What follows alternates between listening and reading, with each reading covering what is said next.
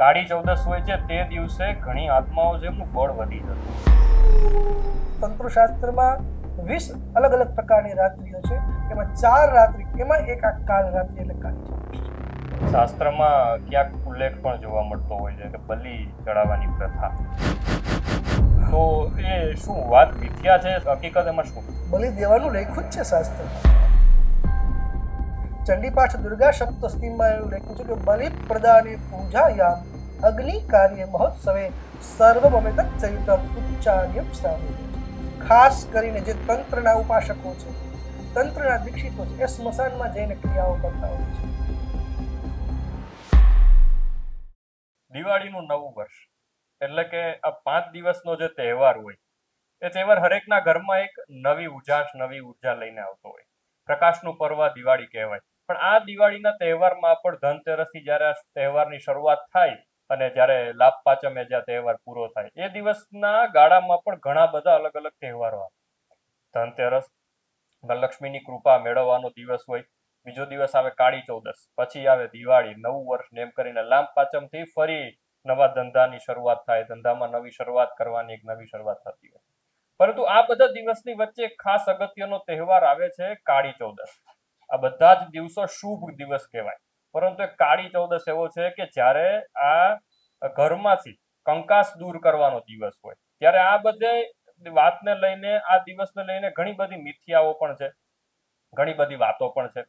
તો એના માટે ખાસ કાળી ચૌદસના દિવસને લઈને વાત કરવા માટે આપણી સાથે જોડાયા છે આજે જ્યોતિષાચાર્ય, વાસ્તુશાસ્ત્રી, ન્યુમરોલોજીસ્ટ અને આધ્યાત્મના આચાર્ય છે ડોક્ટર હિરેન જોશી. સ્વાગત છે તમારું હિરેનભાઈ આપણા પોડકાસ્ટમાં. નમસ્કાર. હિરેનભાઈ, ખાસ કરીને વાત કરીએ, કાળી ચૌદસનો દિવસ છે, જે દીપાવલીના આ જે 5 દિવસના શુભ દિવસ છે એની વચ્ચે કાળી ચૌદસ આવે, તો એવું કેમ? આમ જુઓ તો વાઘ બારસ, ખરેખર રમા એકાદશી પછી આપણે શબ્દ વાપરીએ છીએ વાઘ બારસ, ખરેખર એ વાક બારસ છે. ત્યારબાદ હવે ધન ત્રયોદશી, આપણે એને લક્ષ્મી પૂજા માટે વાપરીએ છીએ, પણ ખરેખર એવું નથી. તે દિવસે ધન્વંતરી ભગવાનનું સમુદ્ર મંથનમાં પ્રાગટ્ય થયું અને ધન્વંતરી પૂજા કરવી છે. ત્યારબાદ આપણે લક્ષ્મીની પૂજા કરીએ છીએ અને ત્યારબાદ આવે ચતુર્દશી, જેને રૂપ ચતુર્દશી, અઘોરા ચતુર્દશી એ પણ કહી શકાય છે. તે દિવસે ભગવાન કૃષ્ણ નરકાસુરનો વધ કર્યો હતો, તે દિવસને રૂપ ચતુર્દશી આપણે કહીએ છીએ. તો આમાં ચતુર્દશી છે બહુ મહત્વનો દિવસ છે, કારણ કે 4 મહારાત્રિ છે. તંત્રશાસ્ત્રમાં 20 અલગ અલગ પ્રકારની રાત્રિઓ છે, એમાં 4 રાત્રિ, કાળ રાત્રિ, મહારાત્રિ, મોહરાત્રિ, સદારુણા, એમ કહીને 4 રાત્રિ કીધા, એમાં એક આ કાળ રાત્રિ એટલે કાળી ચૌદશ છે. તો તે દિવસની ઉપાસના શીઘ્ર ફળદાયી, જેમ કે દિવાળીએ કોઈ સેલ લાગ્યો હોય એમાં ઓછા રૂપિયામાં આપણને વધુ મળતા હોય છે, એવી રીતના વધુ વેરાયટી મળતી હોય છે, એમ આમાં ઓછા જપ કરો તો પણ તમને ફળ વધારે મળે. એ અનુસંધાનમાં અઘોરા ચતુર્દશી કે કાળી ચૌદશનો ઉપક્રમ છે. શાસ્ત્રીજી, ખાસ તમે ગુરુજી વાત કરી કે જે કાળી ચૌદસના દિવસ વિશે, અને એમાં ખાસ કરીને વાત એમાં કરી કે અઘોરા ચતુર્દશી કહેવાય. બીજું નામ એનું અઘોરા ચતુર્દશી છે, રૂપ ચતુર્દશી છે. તો એવું કેમ નામ અઘોરા ચતુર્દશી? ખરેખર અઘોરનો મતલબ કલ્યાણ છે. તે દિવસે મહાદેવની ઉપાસના વિશેષ ફળદાયી છે. આમ તો આપણે આ બાજુ બધા હનુમાન જયંતિ ચૈત્ર સુદ પૂનમની કરીએ છીએ, પણ અમુક શાસ્ત્ર અને પુરાણોમાં ઉલ્લેખ છે કે કાળી ચૌદશને દિવસે હનુમાનજી મહારાજનો જન્મ થયો છે, એટલે તે દિવસે હનુમાનજીની પણ ઉપાસના કરવાની છે. અઘોરાનો મતલબ જ થાય છે કલ્યાણ. અઘોર એટલે કલ્યાણ, એટલે મહાદેવજીની ઉપાસના કરવાની છે અને ખાસ કરીને હનુમાનજી મહારાજની ઉપાસના કરવાની છે. ગુરુજી, ઘણી વખત એવું પણ સાંભળવા મળે છે કે આજે કાળી ચૌદશ હોય છે એને તંત્રની રાત્રિ કહેવામાં આવે. તંત્રની રાત્રિ એટલા માટે છે કારણ કે આખા વર્ષમાં તમારે જે કઈ એનર્જી મેળવો છે તમે અનુષ્ઠાન કરો. નવરાત્રિમાં તો આપ કરતા જ હો, પણ એ સિવાય પણ જે કાળી ચૌદશ દિવસે અનુષ્ઠાન કરો, ખાસ કરીને જે તંત્રના ઉપાસકો છે, તંત્રના દીક્ષિતો છે, એ સ્મશાનમાં જઈને ક્રિયાઓ કરતા હોય છે. ખરેખર તો એવું છે કે તંત્રમાં જે જતા હોય એની ખાલી જપ કરે કે સ્મશાન છે એ મહાદેવનું સ્થાન છે. મહિમ્ન સ્તોત્રમાં લખ્યું કે સ્મશાને સ્વા ક્રીડા સ્મરહર પિશાચા સહચરા. ભગવાન છે એ મહાદેવજી સ્મશાનના રહેવાસી છે, એટલે મહાદેવજીની કૃપા મેળવવા માટે વિશેષ તો એ લોકો સ્મશાનની ક્રિયાઓ કરતા હોય છે. શાસ્ત્રમાં ક્યાંક ઉલ્લેખ પણ જોવા મળતો હોય છે, અને ખાસ કરીને ઘણા બધા તંત્ર વિદ્યામાં પણ ઘણીવાર ઉલ્લેખ જોવા મળે છે કે બલિ ચડાવવાની પ્રથા. તો એ શું વાત મિથ્યા છે, હકીકત એમાં શું છે? ખરેખર તો તમે બલિ કોને કહો છો એ બહુ મહત્વની વસ્તુ છે. બલિ દેવાનું લખ્યું જ છે શાસ્ત્રમાં. ચંડીપાઠ દુર્ગા સપ્તશતીમાં એવું લખ્યું છે કે બલિ પ્રદાને પૂજાયામ અગ્નિ કાર્ય મહોત્સવે સર્વમમિત ચરિતમ ઉચ્ચાર્યમ શ્રાવ્યમે છે. બલિ ક્રિયા કરવાની છે, પણ તમે બલિ કોને માનો છો? કોઈ પશુ બલિ માનો છો? કુષ્માંડ એટલે કોળું જે છે એને પણ બલિ કહેવાય છે. ખીર આપો તો એને બલિ એટલે ભોગ, બલિ એટલે એને આપણે ભોગ ધરાવવો હોય અચ્છા. એવું લખ્યું છે. વિપ્રહ ક્ષોણી ભુજો વિશેષ તદતિરે ક્ષીરાજ્ય મધવાસવે. બ્રાહ્મણ ખીર ધરાવે, હમ. ક્ષત્રિય છે એ આજ્ય એટલે ઘી ધરાવે, વૈશ્ય છે એ મધ ધરાવે, અને શુદ્ર છે એ દારૂ કહેતા આસવ ધરાવે. તો ચારેયના પદાર્થ છે એ અલગ અલગ છે, પણ જ્યારે એને ફળ દેવાની ક્રિયા છે એ એક સરખી હોય છે. કારણ કે ફળ છે એ મહત્વની વસ્તુ હોય છે. ઘણી વાર આપણે મંદિરની અંદર પૂજા કરવા ન જઈ શકીએ તો ખાલી ધજાના દર્શન કરીએ તો પણ આપણને એ મંદિરના દર્શન કર્યાનું જ ફળ મળે છે. એ રીતના પણ બીજી વાત એ પણ છે કે બને ત્યાં સુધી બલિમાં જે સાત્વિક બલિદાન છે એ આપવું. હા, અમુક પ્રાંત વાઇઝ અમુક પ્રાંતમાં બલિ પ્રથા હજી પણ આજની તકે પણ ઉપલબ્ધ છે. જેવી રીતના આપણે કામાખ્યા જઈએ તો ત્યાં બલિ પ્રથા છે જ, અને એનો આપણે વિરોધ પણ ન કરી શકીએ કારણ કે ત્યાં સરેઆમ દેવાય છે. અચ્છા. તો હા, તો એ બલિ પ્રથા છે એ ત્યાંની પરંપરા પ્રમાણે છે. તો એ રીતનું છે કે બલિ જે છે એ કોણ આપે છે, કેવી રીતે આપે છે અને કયા ઉદ્દેશ્યથી આપે છે એની પર બલિની પૂર્તિ હોય છે. જેમ ધનતેરસનો દિવસ હોય તો માં લક્ષ્મીની ઉપાસના કરવાની, માં લક્ષ્મીની કૃપા મેળવવા માટે માં લક્ષ્મીનું પૂજન કરવાનું, ગણેશજીનું પૂજન કરવાનું. બરોબર. પણ ખાસ કરીને જે અઘોરી ચતુર્દશી છે, કાળી ચૌદશ છે, ત્યારે કયા દેવીઓ દેવતાઓનું પૂજન કરવું જોઈએ કે જેનાથી શુભ ફળ મળે? અઘોર ચતુર્દશી એટલે તમારામાં રહેલી નકારાત્મકતા, તમારામાં રહેલી નેગેટિવિટી, તમારા પરિવારમાં રહેલો કંકાસ દૂર કરવાનું પર્વ છે. આજે 5 દિવસો છે એ ઘરમાં વાતાવરણને શુદ્ધ કરવાના દિવસો છે. તે દિવસે સારું બોલવું, પરિવારે હળી મળીને રહેવું, તે દિવસે પરિવારે સાત્વિકતાનું દર્શન કરી અને પૂજાઓ કરવી. તો અઘોરા ચતુર્દશીના દિવસે તમારે જો ખરેખર કોઈ દેવી દેવતાઓની પૂજા કરવી હોય તો પંચમુખી હનુમાનજીના પાઠ કરવા, વડવાના સ્તોત્રના પાઠ કરવા, હનુમાન ચાલીસાના પાઠ કરવા. આ બધો સાયંકાલનો સમય છે, નિશ્ચિત સમય છે, ત્યારે કરી શકો. ભગવતી મહાકાલીની ઉપાસના, મા ભગવતી દક્ષિણેશ્વરીની ઉપાસના, દક્ષિણકાલીની ઉપાસના ત્યારે તમે કરી શકો. ભદ્રકાલીની ઉપાસના તમે કરી શકો. ત્યારબાદ તમે વીર બટુકની, બટુક ભૈરવની કે કાલ ભૈરવની પણ તમે ઉપાસના કરી શકો. આ બધા લાગે છે ઉગ્રદેવ, પણ તમે સાત્વિકતાથી જો તમે એનું પૂજન કરો, તમે એની ઉપાસના કરો તો એ તમને સાત્વિકતા રૂપી જ ફળ આપે છે. ઘણાને એમ થાય કે આ તો દેવતાઓ બહુ ઉગ્ર છે, પણ એ ઉગ્ર દેવતાઓ પણ જો તમે સાત્વિક ધ્યાન ધરી અને તમે એની પૂજા કરો અને સાત્વિક ભોગ ધરાવો તો એ તમને સાત્વિક જ પરિણામ આપશે, સાત્વિક જ આશીર્વાદ આપશે. ગુરુજી, સાત્વિક ભોજન ધરાવવાનું, એને ભોગ ધરાવવાનો કે પૂજન કરવાનું કોઈ એવી ખાસ એવી નાની એવી વિધિ ખરા કે જે ઘરે લોકો આમ પણ કરી શકે? હા, ચોક્કસ. જેવી રીતના આપણે કહી શકીએ કે જો હનુમાનજી મહારાજની તમારે ઉપાસના કરવી હોય તો હનુમાનજી મહારાજને તમારે પંચોપચાર, કદાચ 16 ન ફાવે તો પંચોપચાર ચંદન, પુષ્પ, ધૂપ, દીપ અને નૈવેદ્ય. એમાં નૈવેદ્યમાં અનુકૂળતા હોય તો મલિંદો અથવા ચૂરમાના લાડુ ધરાવવા. હનુમાનજી મહારાજને ચમેલીના તેલનો દીવો કરવો અને એનાથી એની પૂજા કરવા. ત્યારબાદ હનુમાન ચાલીસાના પાઠ શરૂ કરવા.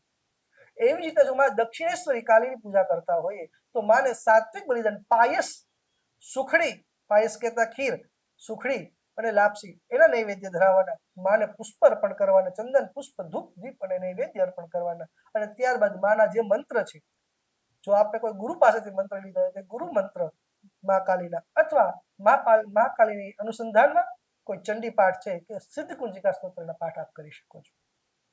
અને ત્યારબાદ જો ભૈરવની ઉપાસના કરો છો તો ભૈરવજી માટે થઈને મોદક છે, એ સિવાય ગાંઠિયા, વણેલા ગાંઠિયા અને જલેબી એનો ભોગ પણ આપણે લગાવી શકો છો અને પ્રાર્થના કરી શકો છો. પણ હા, આ સાત્વિક બલિદાન પછી એને છેલ્લે બધું પૂર્ણ થયા બાદ એક શ્રીફળનો ભોગ ધરાવો અવશ્ય, જેથી કરીને આપણી ઉપર કોઈ પણ જાતની ક્ષતિ રહી ગઈ, ભૂલ રહી ગઈ હોય આ કાર્યમાં તો એ સંપન્ન થાય છે.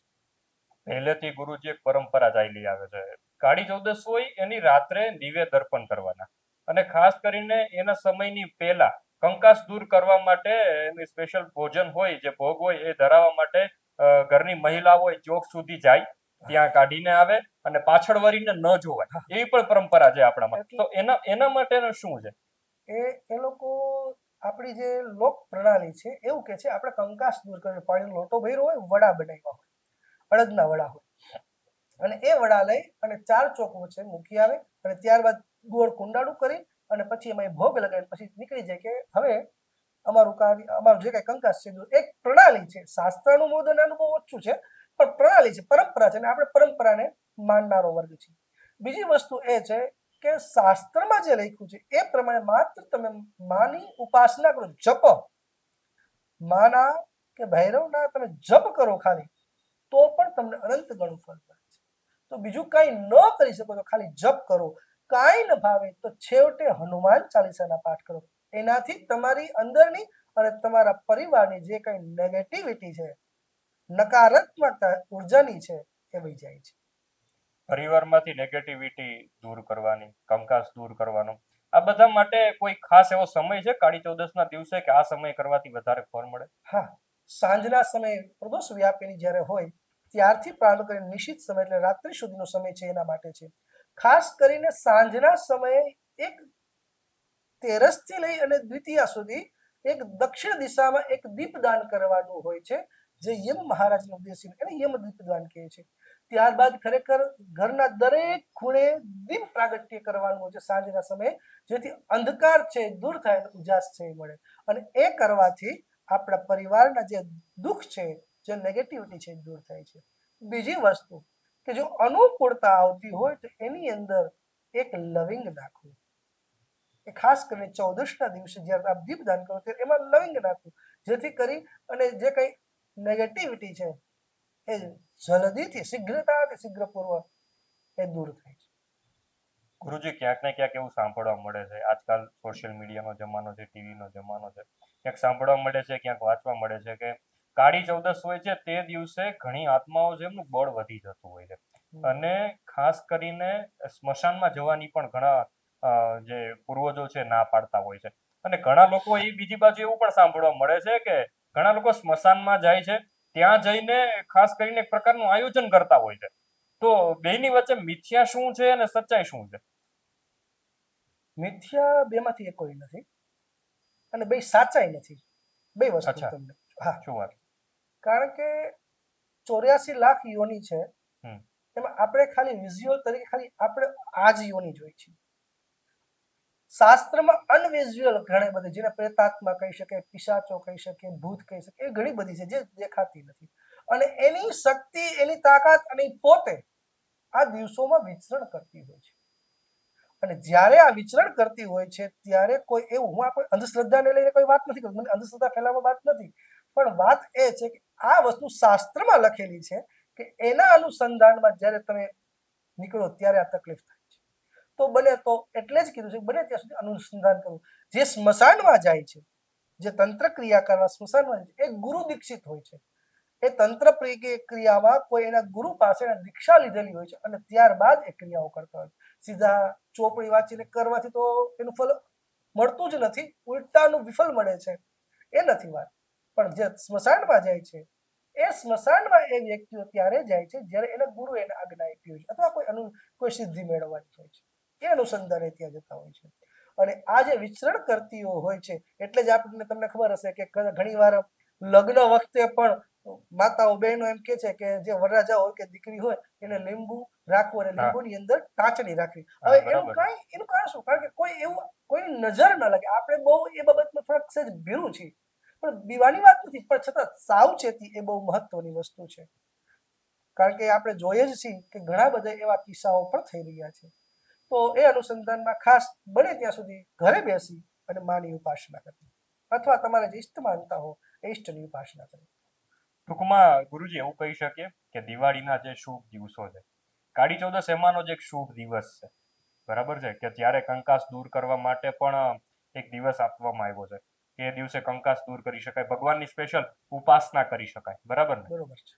તો આ હતા ગુરુજી ડોક્ટર હિરેન જોશી, જેમણે ઘણી બધી વાત ઉપર, આજે મિથ્યા વાત ઘણી બધી ફેલાયેલી હોય છે, ઘણી કઈ સાચી હકીકત ફેલાયેલી હોય છે, બંને વચ્ચેનો પર્દાફાશ થયો છે. દિવાળીના 5 દિવસ કે જે ખૂબ શુભ દિવસ કહેવામાં આવે છે અને એમાંનો જ એક દિવસ હોય છે કાળી ચૌદસ.